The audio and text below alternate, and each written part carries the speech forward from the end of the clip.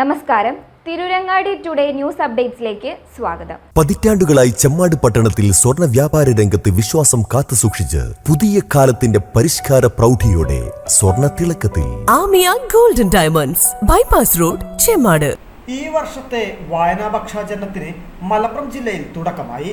ജില്ലാ ഭരണകൂടം, information public relations വകുപ്പ്, പൊതുവിദ്യാഭ്യാസ വകുപ്പ്, ജില്ലാ library council, PN Panicker foundation, ജില്ലാ സാക്ഷരതാ മിഷൻ, വിദ്യാരംഗം, സാഹിത്യവേദി എന്നിവയുടെ സംയുക്ത ആഭിമുഖ്യത്തിൽ സംഘടിപ്പിക്കുന്ന പക്ഷാചരണത്തിന്റെ ജില്ലാതല ഉദ്ഘാടനം Malappuram government girls higher secondary സ്കൂളിൽ ജില്ലാ കളക്ടർ VR വിനോദ് നിർവഹിച്ചു. നിരന്തരം നവീകരിച്ചുകൊണ്ടിരിക്കുക എന്ന ദൗത്യമാണ് വായന മനുഷ്യരിൽ നിർവഹിച്ചുകൊണ്ടിരിക്കുന്നതെന്ന് ജില്ലാ കളക്ടർ പറഞ്ഞു. കാലത്തിനൊത്ത് വളരുന്ന വായനയുടെ സാധ്യതകൾ പ്രയോജനപ്പെടുത്തുവാൻ വിദ്യാർത്ഥികൾ പരിശ്രമിക്കണം. വായന പുതിയ മേഖലകളിലേക്ക് വ്യാപിപ്പിക്കുകയും അനുദിനം വികാസം പ്രാപിക്കുകയുമാണ്.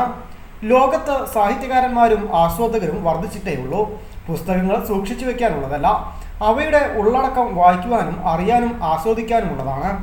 ലോകം മാറ്റിമറിച്ച ചരിത്ര പുരുഷന്മാരെല്ലാം അതിരുകൾ ഭേദിച്ച വായനയുടെ ഉടമകളായിരുന്നുവെന്നും അദ്ദേഹം പറഞ്ഞു. ഒരുപക്ഷെ പല പ്രശസ്തമായ പുസ്തകങ്ങളും പിന്നീട് സിനിമയായപ്പോഴും പലരും ഈ പുസ്തകത്തെ നമ്മൾ വായിച്ചതിന്റെ 10% പോലും സിനിമയായിട്ട് വന്നിട്ടില്ല. അപ്പോൾ വിഷ്വൽ മാധ്യമത്തിൽ ഈ പുസ്തകത്തിലുള്ളതെല്ലാം കൊണ്ടുവരാൻ സാധിച്ചിട്ടില്ല എന്നത്. അതോടൊപ്പം തന്നെ വായനയിലൂടെ വിദ്യാർത്ഥികളെ നിങ്ങൾ ആലോചിക്കേണ്ടത് നമ്മുടെ പല കഴിവുകളും വികസിപ്പിക്കുന്നതിന് വായന വളരെയധികം സഹായിക്കും.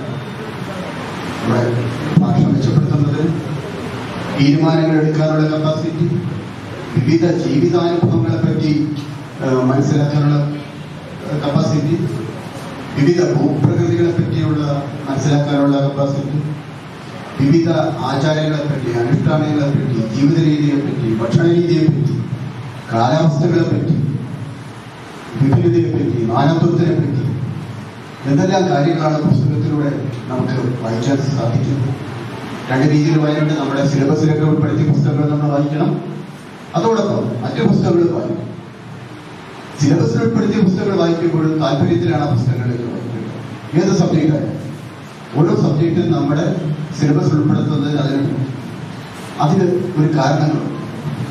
അപ്പൊ പിന്നെ നമുക്ക് ചെയ്യുന്ന വിദ്യാർത്ഥികളായിരിക്കും നിങ്ങൾക്ക് ചെയ്യാൻ സാധിക്കുന്ന ആ വിഷയങ്ങളിലേക്ക് നമ്മൾ സന്തോഷത്തോടെ, സ്നേഹത്തോടെ ഓരോ വിഷയത്തിലും അപ്രോച്ച് ചെയ്യാറുണ്ട്. ചടങ്ങിൽ ward councillor C. Suresh master അധ്യക്ഷത വഹിച്ചു. വിദ്യാഭ്യാസ ഉപഡയറക്ടർ KP രമേഷ് കുമാർ വായനാദിന സന്ദേശം നൽകി. PM പണിക്കർ ഫൗണ്ടേഷൻ ജില്ലാ കോർഡിനേറ്റർ O. ഷെഫ്ന വായനാദിന പ്രതിജ്ഞ ചൊല്ലിക്കൊടുത്തു.